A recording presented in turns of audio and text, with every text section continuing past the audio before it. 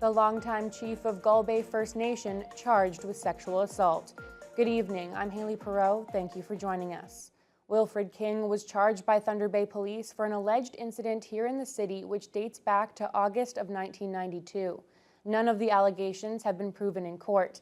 King's lawyer says they plan to defend the case vigorously in court, and King has no plans to step down as chief of the community on the western shores of Lake Nipigon. As a lawyer by trade, King has been a prominent voice among area First Nation leaders over the past 2 decades. He's won a total of 9 elections as chief of Gull Bay, also known as KZA First Nation, over the past 25 years. That includes the most recent election this past Saturday. The 61-year-old defeated 5 challengers by a wide margin. King's lawyer calls the timing of the charge against his client suspicious. The 1 count of sexual assault was filed in court today following a complaint that was lodged with the city police on Monday. King's next court appearance on the charge is scheduled for January 14th. The Quality of Life Standing Committee has thrown its full support behind 2 major initiatives. At last night's meeting at City Hall, council members voted unanimously to endorse a city-run operating model for the TBT multiplex. They also supported a proposal which would see municipal bylaw enforcement officers riding on city transit buses. Jessica Clement has the details. Quality of Life Standing Committee members voted to support a city-run operating model for the TBT multiplex instead of a third-party operator. This model would require more than 12 employees, but the annual facility revenues, $1.4 to $1.6 million, are expected to fully offset direct costs. City Manager John Collins says the facility will be operating on budget and without a deficit with associated user fees. To do that, user fees will be, I'm not sure the descriptor, will be significant. It's not the same as playing soccer or football or ultimate frisbee on an outdoor field. The fees will need to reflect that we need to achieve a balanced budget. Current River Councillor Andrew Folds asked what standards employees at the facility will be expected to meet. What is the value added that the citizen is going to see when they are at this facility in terms of that quality control when we have our employees there? Those expectations will be based not only on the needs of the corporation itself, but also on the needs of the community through the community input that we receive. In another unanimous vote, members also supported a new mobile enforcement pilot program, which would see municipal enforcement officers riding transit buses and securing transit stops. These officers would conduct proactive patrols, respond to nonviolent concerns from residents and city staff, and provide a visible, reassuring presence at key locations throughout the community. The proposal is in response to ongoing public and employee concerns about safety. Transit manager Brad Loroff says bus operators are looking for support. They face some very difficult situations as part of their work, and I think this is something that they would welcome very much. Collins stated they still need to have discussions around what the program will look like. But he emphasizes that the officer's primary goal is de-escalation. We do not see them exerting force except in self-defense. If there's any threat to life or limb, that is when we extract ourselves, and that is when the police are called to come in and deal with the situation. The pilot project would add $770,000 to the city's annual operating budget. Both agenda items will go to City Council for a final decision. Jessica Clement, TBT News. The City of Thunder Bay has released its proposed capital budget, which outlines what the city plans on spending for capital projects over the next 2 years. It comes in at around $159 million for 2026 and over $148 million in 2027. Key initiatives for the 2026 budget include $34 million for roadway improvements and the creation of a major new housing development around Central Avenue. There's also $6.9 million in grant funding to move the city towards electric transit buses.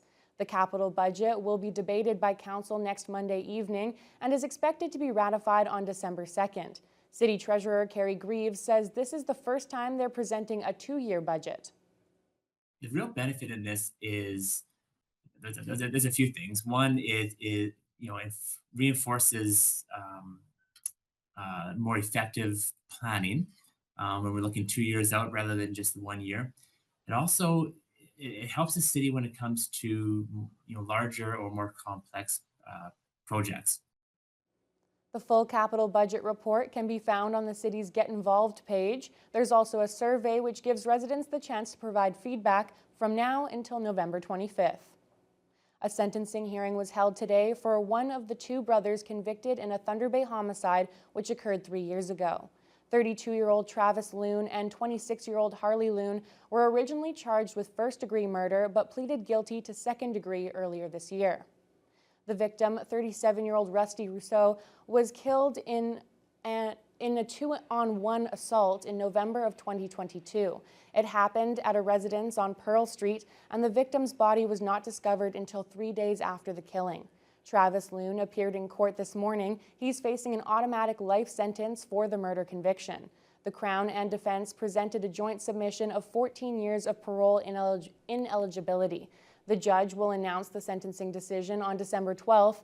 Loon is also facing murder charges related to a death at the Thunder Bay District Jail in October of 2024. A major shift in federal funding has forced Matawa First Nations management to cut some key social service programs and portions of the Matawa Health Cooperative. Following an independent review of its services and corporations, Matawa is undergoing a significant restructuring. A social services program and select initiatives within the Matawa Health Cooperative will be phased out. The moves have already led to about 30 to 40 layoffs. Matawa CEO Sharon Nate says these cuts are already affecting their clients significantly. This is very dire. This goes against our Truth and Reconciliation, goes against our UNDRIP, our United Nations Declaration on Indigenous Peoples. It goes against our 7 Youth Inquest.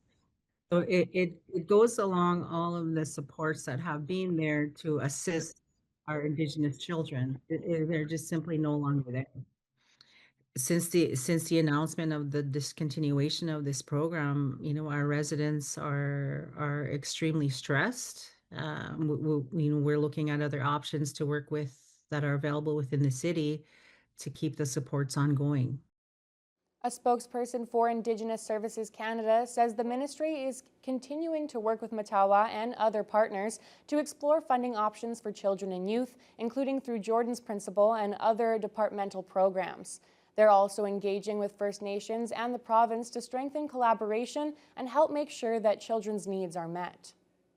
A controversial piece of legislation that gives Ontario education ministers more power to take control over the province's school boards was approved at Queen's Park today. CTV's Siobhan Morris has more. I declare the motion carried. Cheers and jeers as Bill 33 passes its last legislative hurdle. The process controversial because it skipped committee hearings.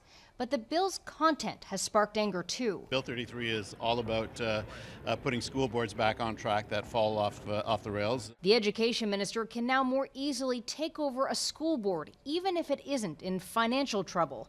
A step he's considering with the Near North District School Board. You have students who are being taught in a half-demolished high school because of decisions of a board. And anybody who suggests that the Minister of Education should allow that mess to continue is wrong. Boards will have to take on school resource officers if their local police service has a program. Paul Calandra says that's about building relationships, not policing kids. The workers united will never be defeated. A crush of education workers piled onto the steps of Queen's Park. They've seen decision-making move behind closed doors at boards already under supervision. And the fact that Calandra wants to make it even easier to take over, it is really scary. There is an openness to more accountability for bad actors. Maybe take those trustees out, but I don't think it's a one puzzle piece fits all. You take them all out and that's the solution. But they argue that's not what really matters in this fight. This is a distraction from the chronic underfunding. An equation educators say has left their schools broken. I have to bring in tissue from home so that the runny noses can be wiped off. I have to deal with kids that are biting, pushing, and kicking me. The opposition leader says she doesn't trust the government to fix that. They have created this mess, and I think right now what they should be focused on is how to properly fund our schools. With not enough adults in schools. Class sizes are too big, special education's been starved by this government, and we have a mental health crisis. The Minister of Education is still considering eliminating trustees entirely. They're laying the groundwork for it, and that's to the detriment of parents and students. That was CTV's Siobhan Morris reporting. And a shocking moment in the Ontario legislature where the leader of the opposition was tossed from the chamber after calling the provincial government corrupt. It is the endless grift of a anti-democratic and yes, corrupt government. Marit Stiles was in a heated exchange with Ontario's Labour Minister over the now controversial Skills Development Fund when she made the comments. The Skills Fund has been dogged by allegations the Labour Minister's office was improperly involved in selecting companies who would get money from the funds. Stiles was given the chance to recant her comments, but refused and was escorted from the chamber. It's a big event tomorrow night for Thunder Bay history fans. Organizers of the 3rd Annual Historical Film Festival are presenting 6 short documentaries highlighting the past century in the Lakehead and the North Shore. The free event is happening at the Community Auditorium. Jonathan Wilson has more. So it's a night of films about local history and the different historical groups in the region. Historical Film Festival co-chair Craig Symington is once again inviting everyone in Thunder Bay and the surrounding region to come check out a variety of film productions that shine a spotlight on the years gone by in this region. 6 short films and documentaries are being presented, all produced by local groups dedicated to preserving and sharing local history. We do this event every year to try and promote our local history. It also gives the opportunity for the various historical groups to get together for a common event, so it brings camaraderie and just fellowship with the different communities. It's our opportunity to give back to the community. It's free, so anybody can come. Symington is thanking the local business community for covering the rental fee at the Community Auditorium to allow this to be a free event. Among the films being presented is Nipigon Brook Trout, Fish of Legend, which takes the viewer into the big lake where the world record brook trout was caught back in 1915. There's also The Lighthouse Trail, produced by the Canadian Lighthouses of Lake Superior Group, featuring majestic views of Trowbridge Island and the other lighthouse locations along the North Shore. All the films have to, we try and feature stuff that's regional. So we have a film on the lighthouses of Lake Superior. We're doing another film on the history of the brook trout fishery in Lake Nipigon. We also have some films on the grain industry and aviation and just other sectors of industry and history in the area. Around 600 to 800 people turned out for the first 2 editions of this event. Symington says they're hoping to see a full house at the Community Auditorium for this 3rd Annual Historical Film Festival, as there's something for everyone on the big screen. What usually happens, like any other film festival, is our visitors will come and everybody will pick their own favorite film. So we try and keep a nice variety of things, so they're all my favorites. The event begins at 7 o'clock Thursday evening with over 2 hours of films being presented. As mentioned, admission is free, but donations will be accepted, with the proceeds being split between the local historical groups. Jonathan Wilson, TBT News. Well, a film festival is a perfect event to go to as things are getting quite messy outside. Fiona, we're seeing some precipitation. We thought yesterday it was going to be rain, but when it fell from the sky, it was looking a little snowier. It all depended on where you were in the city. There were parts of Thunder Bay that saw light rain this afternoon. Around here at the station, outside our doors, big, fat, wet flakes falling from the sky. Actually, almost more clumps of snow than flakes. And that was because of this system moving in from the west. You can see throughout the day it's been moving in, and right now we're kind of in the thick of things here in Thunder Bay and areas west towards Fort Frances. Now, what this system has done is it's brought kind of a mix of conditions, but it's also kept things pretty steady for much of the region. Now, at this hour, we're just below our high for the day of 3. That was after an early morning low of -7 and a wind chill of -10. Winds were very calm for much of the day. At most, we saw gusts up to 9 kilometers per hour from the southwest. And again, we started out just mostly cloudy, but the precipitation did move in. In other areas, especially in Fort Frances, where they were being hit more directly and, as you can see, moving directly east towards us. The temperature was held pretty steady throughout the day because of that system. They had a low of 1 and a high of 2, and right now they're at their high of 2 Celsius, which is actually quite mild for this time of year, but just not a lot of movement from this system. And they've had light showers for much of the afternoon. A little bit further north, it was a little cooler last night. They had -2 as their overnight low under mostly cloudy skies. They've warmed up to a high of 3, which is actually where they're at right now. Kenora matching that. We've got 2 in Dryden, Sioux Lookout, Atikokan. As you head a little further east, a touch cooler. It was a whole lot colder last night. Up into Armstrong and Greenstone, the overnight lows were around -11. This is pretty much the high for the day, and they've had a lot of cloud to contend with throughout much of the morning and all afternoon along the northeastern shores of Lake Superior, 2-3 Celsius for most of it.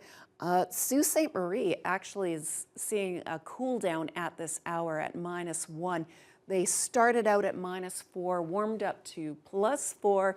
Now they're back kind of in the middle at that -1 under partly cloudy skies for much of the day. Here in the city of Thunder Bay, as I said, that system holds temperatures fairly steady, and we are right now in the midst of it. So no surprise, it's not expected to get much cooler tonight.